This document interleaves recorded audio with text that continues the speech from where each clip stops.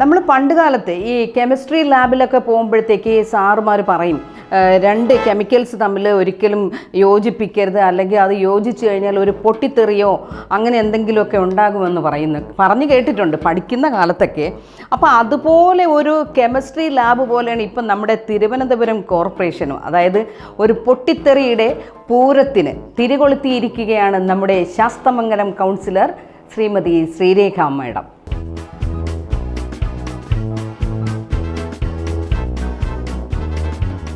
തനിക്ക് ഇരിക്കാനോ ജനങ്ങളോട് ഇടപഴകാനോ അവരുടെ പ്രശ്നങ്ങൾക്ക് പരിഹാരം കണ്ടെത്താനോ ഒന്നും തന്നെ പഴയ കൗൺസിലർ ഓഫീസിൽ സ്ഥലം തികയുന്നില്ല.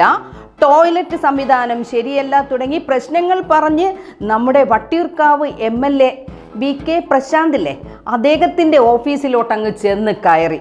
എന്നിട്ട് പറഞ്ഞു, ദയവായി അങ്ങ് MLA ഹോസ്റ്റലിലേക്ക് മാറി ഈ കെട്ടിടം എനിക്ക് ഒഴിഞ്ഞു തരണം, ഇല്ലെങ്കിൽ തനിക്കും കൂടി ഇവിടെ ഇരിക്കാനുള്ള സൗകര്യം തരണം. കാരണം ഇത് കോർപ്പറേഷൻ്റെ അധീനതയിലുള്ള കെട്ടിടമല്ലേ എന്ന്. നോക്കണേ, ആ ഒരു അധികാര പവർ, അതും നമ്മുടെ ശ്രീരേഖ മാഡം ഇങ്ങനെ പറയുമെന്ന് ആരെങ്കിലും കരുതുന്നുണ്ടോ? ഇല്ല. പക്ഷെ എന്നാലും ഇപ്പം ഇച്ചിരി പാവമൊക്കെ ആണെന്ന് തോന്നുന്നല്ലേ. അങ്ങനെയൊന്നും അങ്ങ് പറഞ്ഞു കളയില്ല. പക്ഷേ ഈ പറഞ്ഞപ്പോൾ കേട്ടോണ്ട് നിന്ന ആൾ ആരാണെന്നറിയാമോ? നമ്മുടെ VK പ്രശാന്താണ്. അദ്ദേഹത്തിനെ അറിയാമല്ലോ അല്ലേ, VK ആരാ ആള്. അദ്ദേഹം ഒറ്റ വാക്കിൽ തന്നെ പറഞ്ഞു തീർത്തു, പറ്റില്ല, ഇത് ഞാൻ വാടക കൊടുക്കുന്ന കെട്ടിടമാണ്, കാലാവധി കഴിയാതെ മാറില്ല എന്ന്. ഇനി ആര് പറഞ്ഞാലും മാറില്ല എന്ന്. ഈ ആര് പറഞ്ഞാലും മാറില്ല എന്ന് പറയുമ്പോൾ നമുക്കതിൽ നിന്ന് വേറെ എന്തൊക്കെയോ തോന്നല്ലേ? ഒന്നും തോന്നണ്ട കേട്ടോ, അദ്ദേഹം വെറുതെ പറഞ്ഞതാണ്. പക്ഷേ എന്നാൽ പിന്നെ പറഞ്ഞു മാറ്റിയിട്ട് തന്നെ കാര്യമെന്നും പറഞ്ഞ് നമ്മുടെ ശബരിനാഥ് ഉണ്ടല്ലോ, അദ്ദേഹം ചെന്ന് നമ്മുടെ VK പ്രശാന്തിനോട് പറഞ്ഞു, ഇത് ശരിയല്ല കേട്ടോ VK, താങ്കൾ മാറി MLA ഹോസ്റ്റലിലേക്ക് പോകൂ, അവിടെ 2 MLA ഹോസ്റ്റലിൽ 2 റൂം താങ്കൾക്ക് വേണ്ടി ഇല്ലേ, അതുകൊണ്ട് മാറിക്കൊടുക്കുക എന്നൊക്കെ. പാവം, ഇത് പറഞ്ഞ മാത്രമേ ശബരിനാഥിന് ഓർമ്മയുള്ളൂ എന്നാണ് പറയുന്നത്. സഖാവിൽ നിന്നും കണക്കിന് കിട്ടി, നമ്മുടെ VK കണക്കിന് കൊടുത്തു. ഇനി ശബരിയല്ല ദൈവം എന്ന് പറഞ്ഞാലും ഞാൻ മാറില്ല. മതിയായല്ലോ അല്ലേ ശബരി താങ്കൾക്ക്?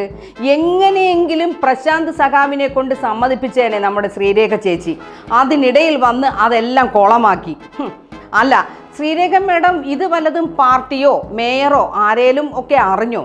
അവരുടെ കൂടി സമ്മതത്തോടു കൂടി ആണോ ഈ പറഞ്ഞതൊക്കെ? നമ്മുടെ പുതിയ മേയറോട് തന്നെ ചോദിച്ചു നോക്കാം. അതായത് രാജേഷ് ജി, ഇതൊക്കെ താങ്കളും കൂടി അറിഞ്ഞിട്ടാണോ നമ്മുടെ ശ്രീരേഖ മാഡം ഈ പറഞ്ഞതൊക്കെ? ഞാനൊന്നും അറിഞ്ഞിട്ടില്ല എന്ന് കരുതി ശ്രീരേഖ ചേച്ചി അങ്ങനെ ഞങ്ങൾ വിട്ടുകൊടുക്കത്തൊന്നുമില്ല കേട്ടോ. പകരം കാര്യങ്ങളൊക്കെ ഒന്ന് അന്വേഷിക്കട്ടെ, എന്താണ് അതിന് തീരുമാനം എന്നൊക്കെ പറയാം. കണ്ടോ, അതാണ് ബുദ്ധി. അത് നമ്മുടെ VV രാജേഷ് ജിക്ക് ധാരാളമുണ്ട്. അതുകൊണ്ട് പ്രശ്നങ്ങളെല്ലാം എങ്ങനെ പരിഹരിക്കണം എന്നും അറിയാം. എന്തായാലും ഇലയ്ക്കും മുള്ളിനും കേടില്ലാതെ പരിഹരിച്ചാൽ നല്ലത്. പക്ഷേ പ്രശ്നം അവിടെയും കൊണ്ടും തീരുന്നില്ല, തുടങ്ങുന്നതേ ഉള്ളൂ.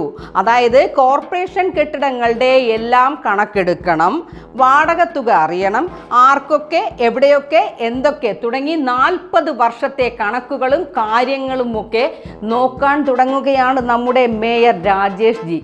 കൊള്ളാം, അടിപൊളി. സഖാക്കളെല്ലാം ഇനി എന്ത് ചെയ്യും? തീർന്നില്ല. നമ്മുടെ നഗരത്തിൽ ഓടാൻ കേന്ദ്രം കൊടുത്ത ഈ ബസ്സുകൾ നഗരം വിട്ട് ഓടുന്നുണ്ട്. ഇതെല്ലാം അറിഞ്ഞിട്ട് നമ്മുടെ രാജേഷ് ജി പറഞ്ഞു, അതെല്ലാം ഉടൻ തന്നെ ഇങ്ങ് തിരിച്ചേൽപ്പിക്കണം എന്നാണ്. പക്ഷേ ഇതിൽ പെട്ടതാരാണെന്നറിയാമോ? നമ്മുടെ ഗണേഷ് ജി. അദ്ദേഹം പെട്ടു, ഉറപ്പാണ്. പക്ഷേ അതിന് വരട്ടെ, അത്രയ്ക്കൊന്നും അങ്ങ് ആയിട്ടില്ല. അല്ല, ഗണേഷ് ആരാന്നാ നിങ്ങൾ വിചാരിക്കുന്നത്? ഇതൊക്കെ എത്ര കണ്ടതാ, ഇതിലും വലുത് വന്നിട്ട് പഠിച്ചിട്ടില്ല. പിന്നെയാണ് ഗണേഷ് പറയുന്നത് കൊണ്ടുപോയ്ക്കോ, പക്ഷേ ഇതിനെ ഇനി മേലാൽ ഈ KSRTC സ്റ്റാൻഡിലോട്ട് കൊണ്ടുവന്ന് പോകരുത്. മാത്രമല്ല KSRTC പുതിയ 150 ബസ് അങ്ങോട്ട് ഇറക്കും. അല്ല, ശരിക്കും അച്ഛൻ്റെ മോൻ തന്നെയാണ് വെടിക്കെട്ടുകാരനെ ഉടുക്ക് കൊട്ടി പേടിപ്പിക്കാൻ പോയിരിക്കുന്നു. പ്ലീസ്, ഇനി എന്തൊക്കെ കാണണം? കാണാൻ കിടക്കുന്നതേ ഉള്ളൂ അടിയുടെ പൂരം.